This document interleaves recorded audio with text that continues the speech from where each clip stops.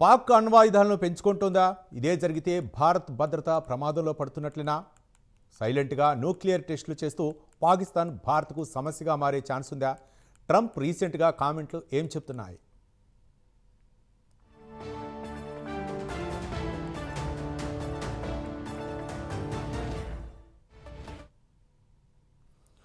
Pak అణుపరీక్షలు చేస్తుందంటూ bomb పేల్చాడు America అధ్యక్షుడు Donald Trump. America ఒక్కటే కాదు, ఇతర దేశాలు కూడా న్యూక్లియర్ టెస్టులు చేస్తున్నాయని కొత్త విషయాన్ని చెప్పాడు ట్రంప్.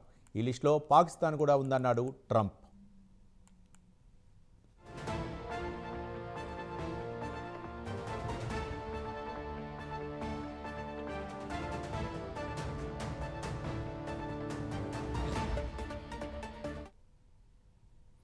గత కొంతకాలంగా న్యూక్లియర్ వెపన్స్ అణ్వాయుధ పరీక్షలపై పెద్ద ఎత్తున చర్చ నడుస్తోంది.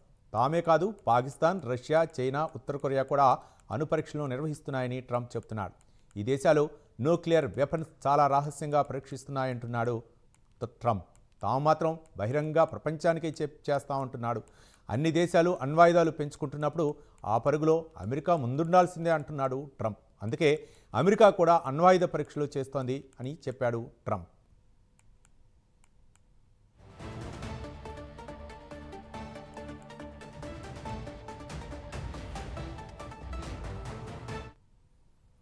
అమెరికా దాదాపు 30 ఏళ్ల తర్వాత అణ్వాయుధ పరీక్షలు మొదలుపెట్టింది. రష్యా, చైనా దగ్గర చాలా అణ్వాయుధాలు ఉన్నాయంటున్న ట్రంప్ ఈ విషయంలో అమెరికాని ఎవరూ దాటలేరని కూడా చెప్పుకున్నాడు. తమ దగ్గర ఉన్న న్యూక్లియర్ వెపన్స్తో ప్రపంచాన్ని 150 సార్లు పేల్చేయొచ్చు అంటున్నాడు. ఓ పక్క న్యూక్లియర్ వెపన్స్ తగ్గించుకునే అంశంపై పుతిన్, జిన్పింగ్తో చర్చించానంటున్న ట్రంప్ అదే సమయంలో అణ్వాయుధ పరీక్షలకు ఆదేశాలు కూడా ఇచ్చాడు. ఇతర దేశాలు అమెరికా స్థాయికి చేరేలోపే మరిన్ని ఆయుధాలు పోగేసుకుంటా అంటున్నాడు ట్రంప్.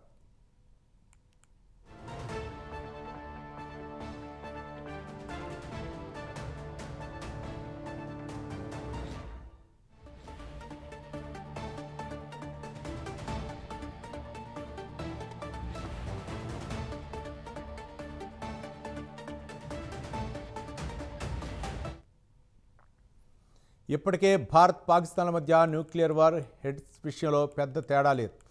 భారత్ దగ్గర 180 ఉంటే పాకిస్తాన్ దగ్గర 170 ఉన్నాయి. ఇప్పుడు ట్రంప్ చెప్తున్న ప్రకారం పాకిస్తాన్ ఆల్రెడీ అణ్వాయుధాలను తయారు చేసుకునే పనిలో ఉంది. అది భారత్కు పెద్ద సమస్యే. ఇప్పటికే పక్కలో బల్లెంలా తయారైన పాకిస్తాన్ తన దగ్గరున్న అణ్వాయుధాలతో భారత్ తన్నేం చేయలేదని వెర్రివీగుతోంది.